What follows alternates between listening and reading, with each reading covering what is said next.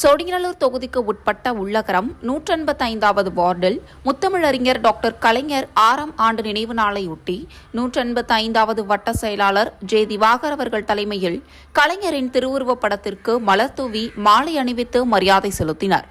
அதனைத் தொடர்ந்து பொதுமக்களுக்கு அன்னதானம் வழங்கப்பட்டது.